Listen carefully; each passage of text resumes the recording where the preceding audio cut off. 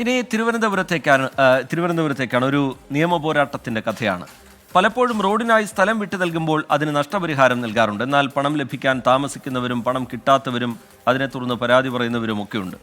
അങ്ങനെ സർക്കാരിന്റെ ഭാഗത്തു നിന്നുണ്ടായ കെടുകാര്യസ്ഥതയ്ക്ക് ആരോഗ്യവകുപ്പിന് ഇന്ന് പണികിട്ടി. തിരുവനന്തപുരം ശാസ്തമംഗലത്ത് റോഡിനായി സ്ഥലം വിട്ടു നൽകിയ ഉടമയ്ക്ക് പണം നൽകാത്തതിനെ തുടർന്ന് സർക്കാർ വാഹനങ്ങൾ കോടതി ജപ്തി ചെയ്തു.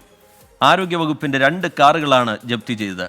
ശാസ്തമംഗലം സ്വദേശി പ്രകാശ് നൽകിയ പരാതിയിലാണ് തിരുവനന്തപുരം അഡീഷണൽ സബ് കോടതിയുടെ നടപടി. സർക്കാരുകളുടെ കെടുകാര്യസ്ഥതയിൽ ശരിക്കും പണികിട്ടിയത് ആരോഗ്യവകുപ്പിനാണ്.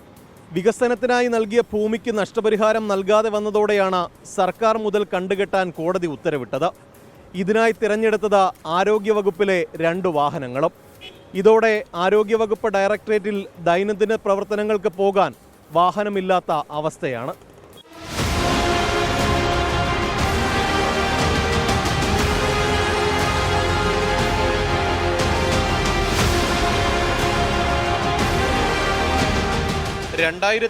ാണ് റോഡ് വികസനത്തിനായി കുമാരപുരത്തെ സ്വകാര്യ ഭൂമി സർക്കാരിന് നൽകിയത്.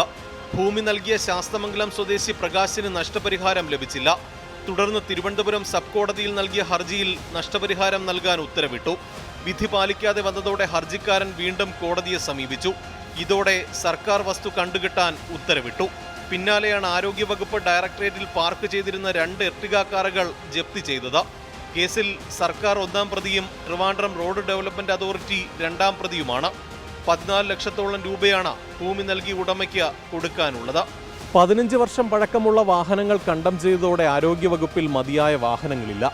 അതിനിടയിലാണ് ഉണ്ടായിരുന്ന 2 കാറുകൾ ജപ്തി ചെയ്തത്. കണ്ടുകെട്ടിയ വാഹനങ്ങൾ തിരിച്ചുപിടിക്കാൻ അടിയന്തര ഇടപെടലുണ്ടാകണമെന്നതാണ് വകുപ്പിന്റെയും ആവശ്യം.